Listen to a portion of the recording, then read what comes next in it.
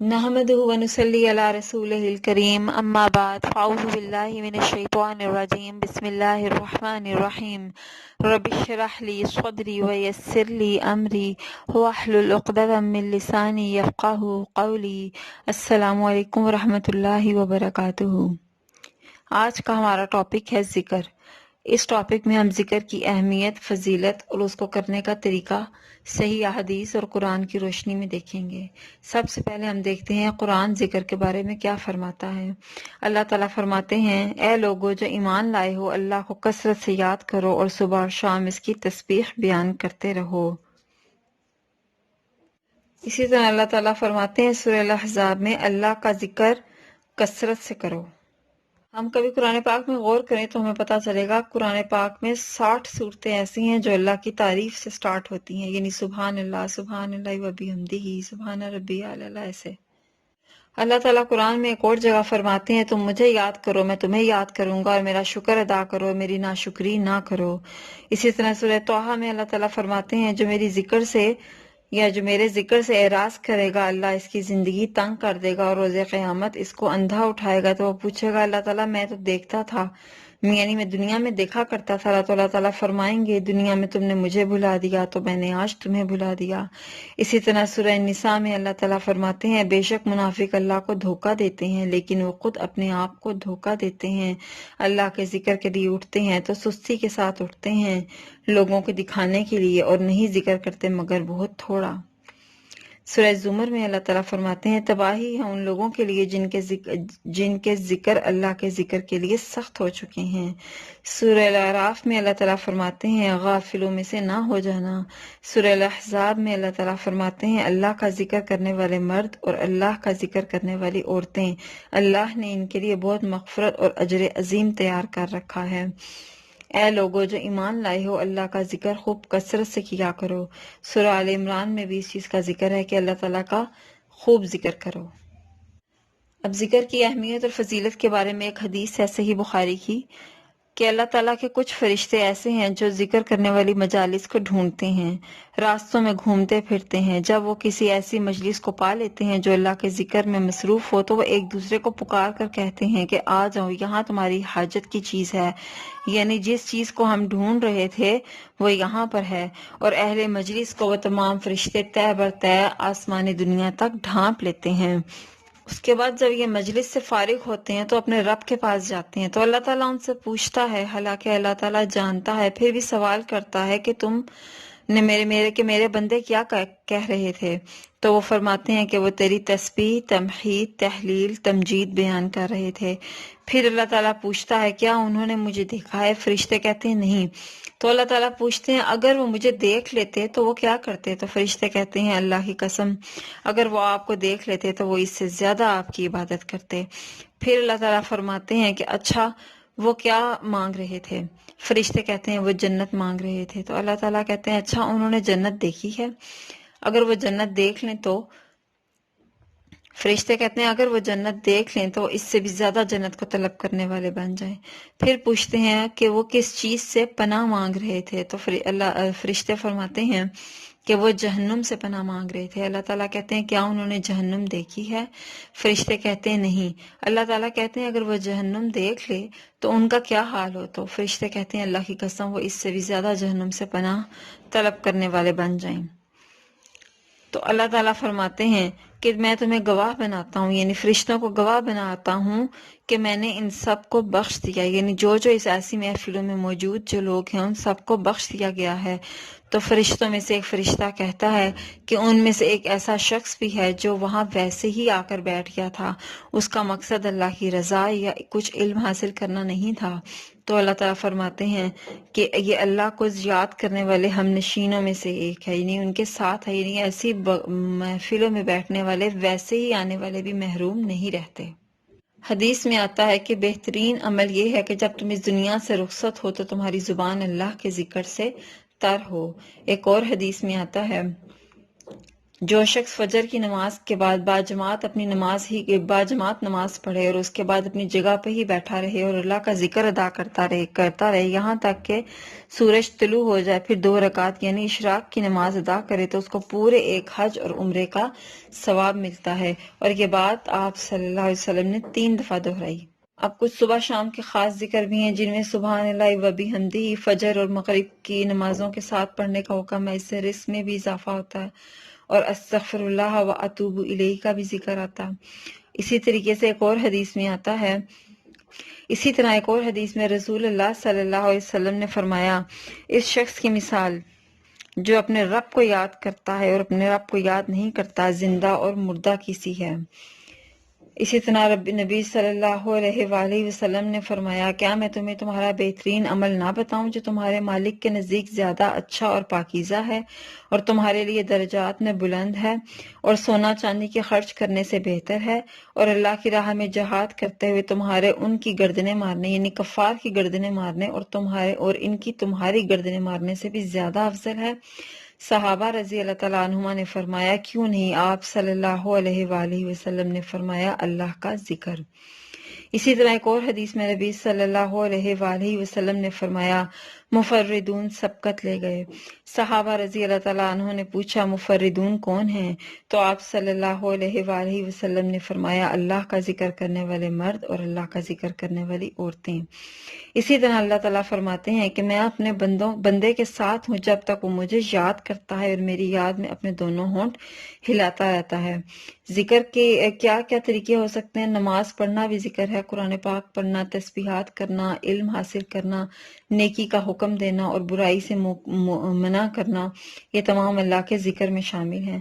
پھر یہ ذکر جو ہے شیطانی حملوں سے بچاؤ کے لیے مضبوط قلعہ ہے، جس طرح حضرت یحییٰ علیہ السلام نے بنی اسرائیل کو کہا تھا جب بندہ اللہ تعالیٰ کا ذکر کرتا ہے تو شیطانی حملوں سے محفوظ ایک مضبوط قلعے میں ہوتا ہے۔ اسی طرح حضرت محمد صلی اللہ علیہ وآلہ وسلم نے فرمایا، جب تم لوگ جنت کے باغوں کے پاس سے گزرا کرو تو کچھ کھا پی لیا کرو۔ صحابہ رضی اللہ تعالیٰ عنہما نے پوچھا، جنت کے باغوں سے آپ کی کیا مراد ہے؟ تو آپ صلی اللہ علیہ وآلہ وسلم نے فرمایا، ذکر کی مجالس۔ جہاں ذکر کرنے کے بہت سے فائدے ہیں وہاں پر حسرت کا باعث بھی ہے ذکر کو نہ کرنا۔ ایک حدیث میں آتا ہے، جو لوگ کسی جگہ پر مجلس کریں پھر اس میں اللہ کا ذکر نہ کریں اور نبی صلی اللہ علیہ وآلہ وسلم پر درود نہ بھیجیں تو وہ قیامت کے دن ان کے لیے باعث حسرت ہوگی، اگرچہ وہ قیامت کے دن اپنے اعمال کے مطابق جنت میں بھی چلے جائیں۔ یعنی ایسے لوگ اگر جنت میں چلے بھی جائیں اپنی نیکیوں کی وجہ سے، لیکن ان کی کچھ ایسی سیٹنگز ہوں گی، کچھ ایسی مجالس ہوں گی جن میں انہوں نے اللہ اور اس کے رسول کا ذکر نہیں کیا ہوگا، تو وہ اس بات پہ حسرت کرتے رہیں گے، کاش کہ اس وقت کو بھی ہم نے ضائع نہ کیا ہوتا، اس وقت پہ بھی ہم اللہ کا ذکر کر لیتے۔ اسی طرح ایک اور حدیث میں آتا ہے کہ رسول اللہ صلی اللہ علیہ وآلہ وسلم نے فرمایا، جب بھی سورج چڑھتا ہے اللہ کی ہر ایک مخلوق اللہ کی حمد و ثنا یعنی تسبیح بیان کرتی ہے، لیکن شیطان اور ابن آدم میں سے آشا قسم کے لوگ ذکر نہیں کرتے، تو میں نے بنی آدم میں سے آشا قسم کے لوگوں کے بارے میں سوال کیا کہ وہ کون لوگ ہیں؟ تو آپ صلی اللہ علیہ وآلہ وسلم نے فرمایا، بدترین مخلوق، یا یوں فرمایا اللہ کی مخلوق میں سے بدترین مخلوق۔ ایک اور حدیث میں آتا ہے کہ قیامت کے دن ایک آواز دینے والا آواز دے گا، عقل والے لوگ کہاں ہیں؟ لوگ پوچھیں گے، عقل والے لوگ کون ہیں؟ جواب دیا جائے گا، وہ لوگ جو اللہ کو کھڑے بیٹھے اور لیٹے یاد کرتے تھے اور آسمان اور زمین کی تخلیق میں غور و فکر کرتے تھے اور کہہ اٹھتے تھے، خدایا تو نے ان کو بیکار نہیں بنایا، تو پاک ہے، پس ہم کو جہنم کی آگ سے بچا لے۔ اسی طرح حضرت ابو ہریرہ رضی اللہ تعالیٰ عنہ سے روایت ہے کہ ایک شخص چھت پر لیٹا ہوا تھا کہ آسمان اور ستاروں کو دیکھا تو دیکھتا ہی رہ گیا، اور اس کے دل پر اللہ کی ایسی ہیبت آئی، ایسی عظمت کا احساس ہوا کہ وہ بول اٹھا، خدا کی قسم مجھے یقین ہے کہ تمہارا پیدا کرنے والا کوئی ہے، تم خود ہی نہیں بنے، اے اللہ تو مجھے بخش دے، تو جو بھی ہے بس مجھے بخش دے۔ ایک اور حدیث میں آتا ہے، جو شخص تنہائی میں اللہ کو یاد کرے وہ ایسا ہے جیسے اکیلا کفار کے مقابلے میں چل دیا ہو۔ ایک اور حدیث میں آتا ہے کہ 7 طرح کے لوگ وہ ہیں جن کو اللہ تعالیٰ اپنے عرش الہی کے سائے تلے جگہ دے گا قیامت والے دن، جس دن کوئی سایہ نہیں ہوگا۔ ان میں سے ایک شخص وہ بھی ہے جو تنہائی میں اللہ کو یاد کرے اور اس کی آنکھوں سے آنسو بہہ پڑیں۔ حضرت عائشہ رضی اللہ تعالیٰ عنہا فرماتی ہیں کہ رسول اللہ صلی اللہ علیہ وآلہ وسلم نے فرمایا، اللہ کی وہ مخفیات جن کو فرشتے بھی نہ سن سکے، اس کا ثواب 70 درجے زیادہ ہیں۔ عبادہ بن صامت رضی اللہ تعالیٰ عنہ سے روایت ہے کہ بہترین ذکر خاموش ذکر ہے، اور بہترین رزق وہ ہے جو کافی ہو، یعنی کفایت کرنے والا ہو۔ ایک اور حدیث میں آتا ہے کہ اللہ کو ذکر خامل سے زیادہ یاد کرو۔ پوچھا ذکر خامل کیا ہے؟ کہا گیا مخفیات، یعنی ایسی یاد جو سب سے چھپی ہوئی ہو۔ جو ایسا کرے گا اس کے سارے گناہ معاف ہو جائیں گے، خواہ سمندر کی جھاگ ہی کے برابر کیوں نہ ہوں۔ اب اللہ کا ذکر کیسے کرنا چاہیے؟ جیسے اللہ تعالیٰ نے بتایا ہے۔ حدیث میں آتا ہے کہ اتنی اونچی آواز بھی نہ ہو کہ اپنے رب کا نام اونچا اونچا لو، وہ تو سب جانتا ہے۔ آہستہ ذکر کرو، اللہ کی یاد میں رونا سیکھو۔ سمرہ بن جندب سے روایت ہے، رسول اللہ صلی اللہ علیہ وآلہ وسلم نے فرمایا، اللہ کے نزدیک سب سے زیادہ محبوب کلمات 4 ہیں: سبحان اللہ، والحمد للہ، ولا الہ الا اللہ، واللہ اکبر، اور میں تمہیں ان میں سے کسی بھی کلمے کے شروع کرنا نقصان نہیں دے گا۔ یعنی کہ آپ سبحان اللہ سے شروع کریں، الحمدللہ سے کریں، اللہ اکبر سے کریں، یا لا الہ الا اللہ سے، نقصان نہیں ہوتا۔ مقصد یہ ہے کہ ان 4 کلمات کا کثرت سے ذکر کرنا چاہیے۔ ایک اور حدیث میں آتا ہے، بے شک تم لوگ اللہ کی عظمت کا جو ذکر کرتے ہو، یعنی تسبیح، تحلیل، تمہید کے الفاظ کہتے ہو، وہ عرش کے ارد گرد چکر لگاتے ہیں، اور ان کی ایسی بھن بھناہٹ ہوتی ہے جیسے شہد کی مکھیوں کی بھن بھناہٹ ہوتی ہے۔ وہ اپنے کہنے والے کا ذکر اللہ کے ہاں کرتے ہیں۔ کیا تم نہیں چاہتے کہ اللہ کے ہاں تمہارا ذکر ہوتا رہے؟ ایک اور حدیث میں آتا ہے کہ حضرت ابو ہریرہ رضی اللہ تعالیٰ عنہ سے روایت ہے، سبحان اللہ، والحمد للہ، ولا الہ الا اللہ، واللہ اکبر۔ یہ تسبیح کرنا نبی صلی اللہ علیہ وآلہ وسلم کے نزدیک ہر اس چیز سے محبوب ہے جس پر سورج طلوع ہوتا ہے۔ ایک اور حدیث میں آتا ہے، طہارت نصف ایمان کے برابر ہے، اور الحمدللہ کہنا میزان کو بھر دیتا ہے، اور سبحان اللہ اور الحمدللہ کہنے سے زمین اور آسمان کی درمیانی فضا بھر جاتی ہے۔ تسبیح سے گناہ بھی مٹتے ہیں۔ ایک حدیث میں حضرت انس رضی اللہ تعالیٰ عنہ سے روایت ہے کہ رسول اللہ صلی اللہ علیہ وآلہ وسلم ایک ایسے درخت کے پاس سے گزرے جس کے پتے سوکھ چکے تھے۔ آپ صلی اللہ علیہ وآلہ وسلم نے اس پر لاٹھی ماری تو اس کے پتے جھڑنے لگے۔ پھر آپ صلی اللہ علیہ وآلہ وسلم نے فرمایا، الحمدللہ، سبحان اللہ، ولا الہ الا اللہ، واللہ اکبر کہنے سے اسی طرح گناہ جھڑتے ہیں جس طرح اس درخت کے پتے جھڑ رہے ہیں۔ اسی طرح ایک اور حدیث میں آتا ہے کہ جس نے سورج طلوع ہونے اور اس کے غروب ہونے سے قبل 100 بار سبحان اللہ کہا تو یہ اس کے لیے 100 اونٹوں سے بہتر ہے۔ ابن عمر رضی اللہ تعالیٰ عنہ فرماتے ہیں کہ ہم رسول اللہ صلی اللہ علیہ وآلہ وسلم کے ساتھ نماز پڑھ رہے تھے کہ جماعت میں سے ایک آدمی نے کہا، اللہ اکبر کبیرہ، والحمد للہ کثیرہ، وسبحان اللہ بکرۃ واصیلا۔ تو رسول اللہ صلی اللہ علیہ وسلم نے فرمایا، اس طرح کے کلمات کہنے والا کون ہے؟ جماعت میں سے ایک آدمی کھڑا ہوا، اس نے کہا میں ہوں۔ تو آپ صلی اللہ علیہ وسلم نے فرمایا، مجھے تعجب ہوا کہ اس کے لیے آسمان کے دروازے کھولے گئے۔ تو عبداللہ بن عمر فرماتے ہیں کہ اس کے بعد میں نے ان کلمات کو کبھی نہیں چھوڑا۔ یہ تسبیحات جو ہیں یہ درخت لگانے کی وجہ بھی ہے، یعنی کہ جنت کی زمین پر درخت لگانے کی وجہ بھی بنتی ہے۔ جوڑوں کا صدقہ ہے، عمر میں اضافے کا ذریعہ ہے، دل کی گھٹن کا علاج ہے، سینے کی تنگی کا علاج ہے، پریشانیوں کا علاج ہے، اور جو انسان ڈر جاتا ہے، رات کو اندھیرے میں ڈر جاتا ہے، اس چیز کا بھی علاج ہے۔ رسول اللہ صلی اللہ علیہ وآلہ وسلم نے فرمایا، اللہ کے نزدیک اس مومن سے افضل کوئی نہیں جسے حالت اسلام میں لمبی عمر دی گئی ہو اور اس کی تسبیح اور تکبیر اور تحلیل کی وجہ سے یعنی اس کی نیکیوں میں اضافہ ہوا ہو۔ رسول اللہ صلی اللہ علیہ وسلم نے فرمایا، کچھ دعائیں ایسی ہیں جن کو وہ 100 بار پڑھنے والا کبھی محروم نہیں رہتا، اور ان میں سے سبحان اللہ، والحمد للہ، ولا الہ الا اللہ، واللہ اکبر ہیں۔ یہی وہ کلمات ہیں، یہی وہ تسبیحات ہیں جو باقیات الصالحات ہیں، یعنی باقی رہ جانے والی نیکیاں ہیں۔ کوئی بھی انسان کو پریشانی، کوئی حاجت ہو جاتی ہے، اس تسبیح کے ذریعے انسان کو اپنے رب کو پکارنا چاہیے۔ ایک اور حدیث میں آتا ہے کہ رسول اللہ صلی اللہ علیہ وآلہ وسلم نے فرمایا اپنا بچاؤ حاصل کرو۔ صحابہ رضی اللہ تعالیٰ عنہ نے فرمایا اے اللہ کے رسول صلی اللہ علیہ وآلہ وسلم، کیا کوئی دشمن آ گیا ہے؟ آپ صلی اللہ علیہ وآلہ وسلم نے فرمایا نہیں، لیکن جہنم سے تمہارا بچاؤ۔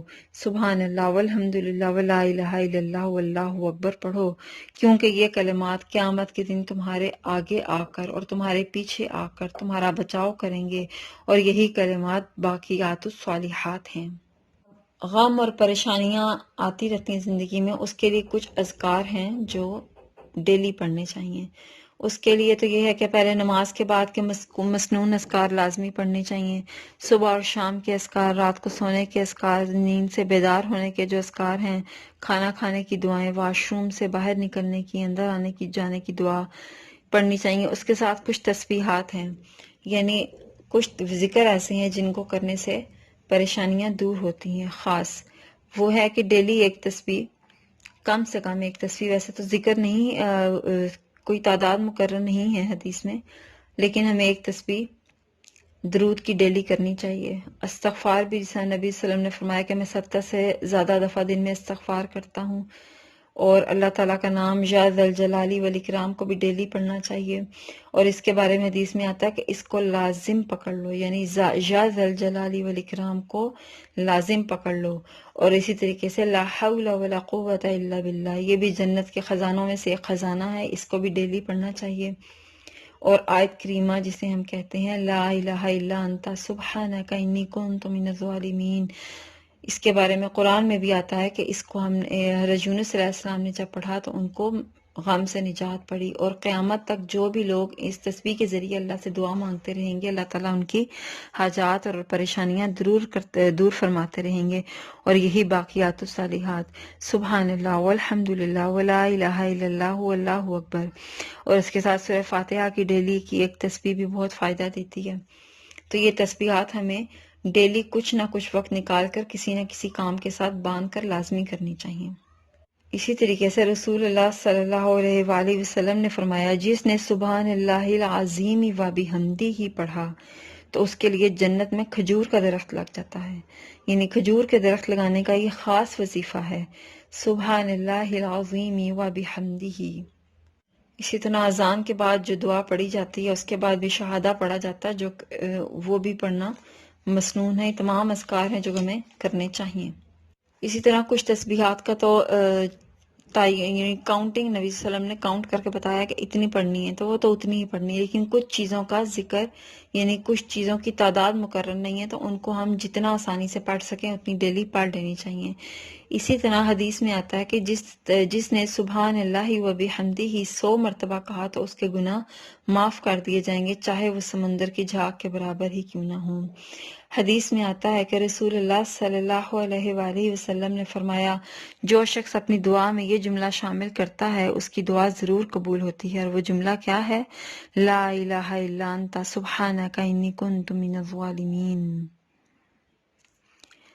اور اسی طریقے سے ایک اور حدیث میں آتا ہے کہ حضرت جویریہ جو حضرت محمد صلی اللہ علیہ وسلم کی وائف تھیں، وہ صبح فجر کی نماز سے لے کر سورج طلوع ہونے کے بعد تک بیٹھی رہیں تو ان کو نبی صلی اللہ علیہ وسلم نے ایک دعا بتائی، سبحان اللہ و بحمدہ عدد خلقہ و رضا نفسہ و زینت عرشہ و مداد کلماتہ، یعنی یہ باقی جو تسبیحات اور اذکار ہیں ان کا بھی اپنی جگہ فائدہ اور اجر ہے، لیکن ان کی نیکی کے اعتبار سے یہ کم عبادت میں زیادہ اجر ہے، ان کا بھی اجر ہے۔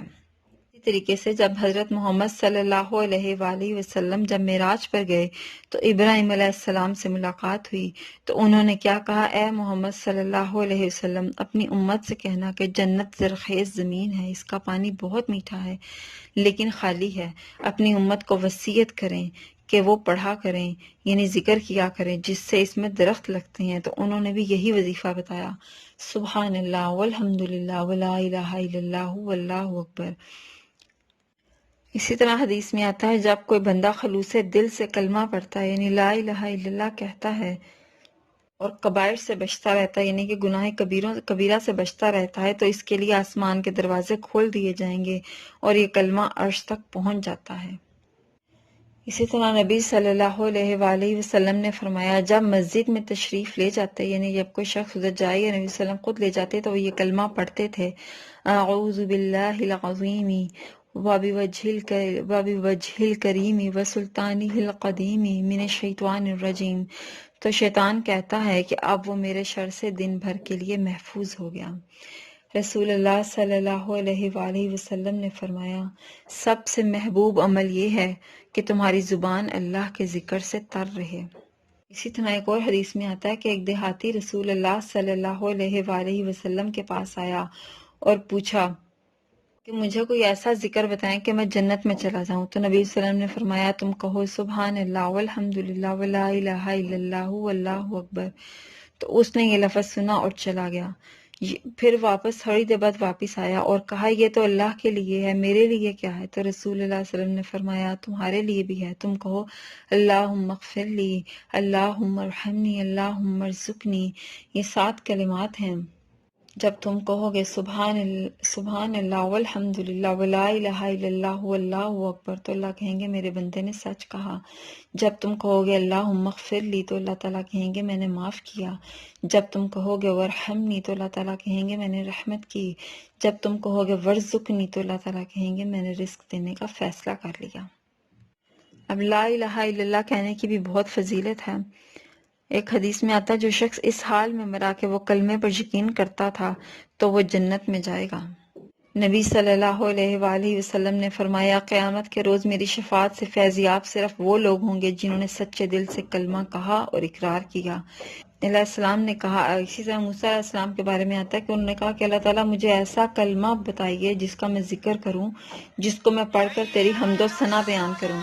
اللہ تعالیٰ نے ان کو بھی لا الہ الا اللہ ہی پڑھنے کے لیے بتایا۔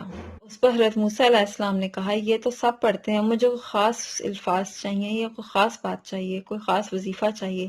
اللہ نے کہا موسیٰ تم اسے معمولی سمجھتے ہو؟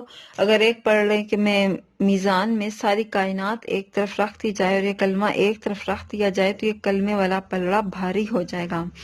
حدیث میں آتا ہے کہ ایک شخص جس کے 99 دفاتر گناہوں سے بھرے ہوئے ہوں گے، ہر دفتر یعنی ہر فائل یا ہر رجسٹر کا سائز اتنا ہوگا کہ زمین اور آسمان تک کا ہوگا، اللہ کہے گا اس کا بھی حساب کرو۔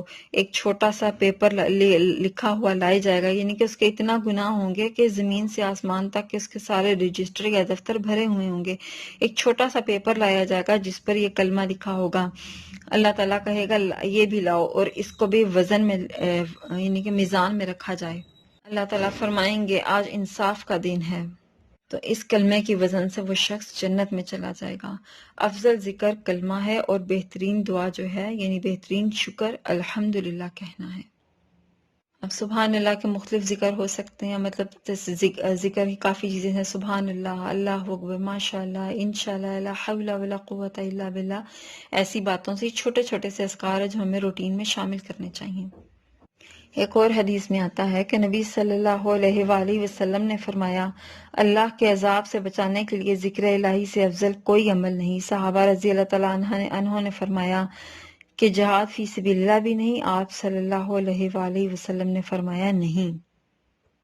اسی طرح نماز کے بعد جو شخص 33 بار سبحان اللہ، 33 بار الحمدللہ، 33 بار اللہ اکبر اور ایک دفعہ لا الہ الا اللہ وحدہ لا شریک لہ لہ الملک ولہ الحمد وہو علی کل شیء قدیر کہتا ہے تو اس کے گناہ معاف ہو جاتے ہیں، خواہ وہ سمندر ہی کی جھاگ کے برابر کیوں نہ ہو۔